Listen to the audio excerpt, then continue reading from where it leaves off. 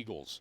I'm Adam Cavalier, joined courtside by Carson-Newman head men's basketball coach Chuck Benson. Chuck, a lot on the line in this one, a well-played game, a game where you hate to see one team lose. This time it just so happens to be your team. How do you handle the heartbreak? For the record, I have no problem seeing them lose. Fair. No problem. Fair point. Fair point. Really upset that we lost, but I could care less if they lose. If you're a fan, you got your money's worth. Where do you start? Where do you start, Cav? It was really entertaining. It was very entertaining. Let's start with the chances. I can't wait to watch it. I can't wait to watch this because I've got a lot of questions. And you hit one of the big ones. I mean, from my vantage point, I sort of thought the last basket was goaltending. I thought it was sitting on the rim, but those things happen, I guess. But when they decide a game like that, it's sort of a big deal.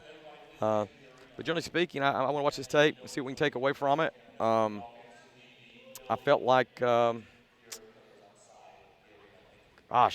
just felt like it was such a war, such a battle, and they were amped up. We were amped up. I think both teams were very emotional, and probably the emotions created some extra stuff that the officials had to deal with, and made it more difficult for them to do their job. So it was fun if you're a fan, but if you're a participant, it was pretty emotional.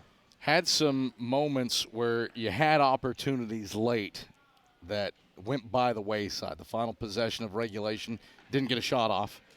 Granted, played great defense to force the overtime period. And then Tyler Bowens has a look at the cup. Multiple guys crash the basket, and the rebound glances off of multiple hands.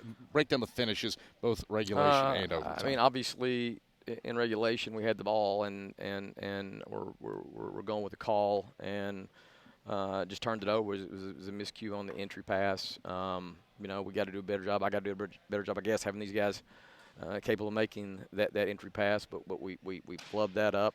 And then regulation, or then in overtime, I think we were all stunned at the fact that EJ makes a throw-ahead pass, 60-foot pass. Tyler catches and goes to the rim, misses it. It was contested, misses it. But then we have, if we only have one guy crash the board right then instead of two, because two crashed it, and so we had four hands on the ball, and so it wasn't really as secure as you might think it would be. Two hands make the ball much more secure, and if only one guy crashed, we would have got a tip lay in the game over. So. But it was what it was, and that's just what it is. A lot to unpack from this one. You do a lot of things that you would tend to think lead to a win. Out-rebound a very good rebounding team by 6.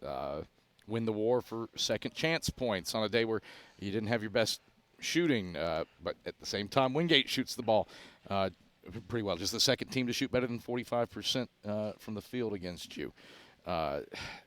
Is there one thing that you can pinpoint to that turned the tide in this one? I just never felt the tide turned. It never felt like that to me. It felt like it was such a heated, contested battle for 40. I mean, you look at it. We had a lead for 24. They had a lead for 18. Was tied for 2.5. I mean, we're up by 7. They're up by 5.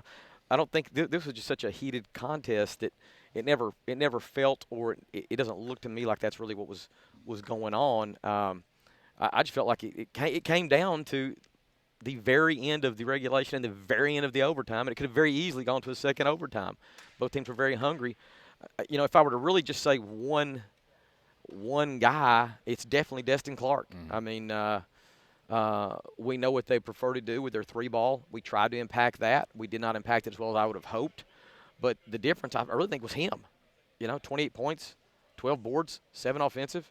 I mean, he was a one-man wrecking crew, and I'm disappointed, to be honest, that we weren't up for the challenge that he brought, individually speaking. I take personal responsibility for that. I knew that dude was trending right, and we had talked about it as a staff, and maybe we did not do a good enough job of explaining just how potentially devastating he was. But I will go as far as say that is his career day. Oh, absolutely. By 1,000 light years. Yeah, came in averaging 6 a night. He'd had I think 13 against UVA Wise a couple weeks ago. So he doubles what his previous season high was, and just his fifth double-digit scoring effort of the year. Yeah, I mean, like he played otherworldly, and congrats to him. But I felt like we, you don't want to say caught off guard. That's not the right terminology. But I just don't know if we really were processing as a team what he was doing to us in real time. How big of an impact, considering what he did down low, was Bryant Thomas's exit after he caught an elbow to the dome? Well, I think we'll both agree that it's pretty important, considering the fact he was at 14-10. You know, he's at 14-10 and 1 block, 4 from the free throw line, 8 offensive rebounds. Yeah, I'd say it was a pretty big loss. And there again, I mean, the right call was made, the flagrant one, and he got his free throws. But I mean, he took a shot, man, and that's unfortunate. That's part of the game. It was very competitive, but we would have loved to have him on the court. This begins a really tough stretch of games away from Holt Fieldhouse. Cuddy Arena, obviously, no stranger to tough games in this building over the years, but head to the Abney Center on Monday and turn around and head to Harrogate on Wednesday. How do you avoid letting this one affect you beyond Saturday? It starts with our staff, and it's not going to affect us. I mean, you go on to the next one. I just told them that right there. This game is over. So everything tied to this game is now officially done. Every thought moving forward will be, especially with such a quick turnaround, will be towards Anderson. I think we've got a veteran squad. If there is any kind of reflection, it will be on this bus drive home. But by the time we wake up tomorrow morning and get together tomorrow afternoon, the focus will be on our personal growth and improvement as a team, being prepared for Monday, and on our opponent, Anderson. All right, Chuck, pleasure as always. We'll talk to you Monday against the Trojans. Thanks, Cap. That is Carson-Newman head men's basketball coach Chuck Benson.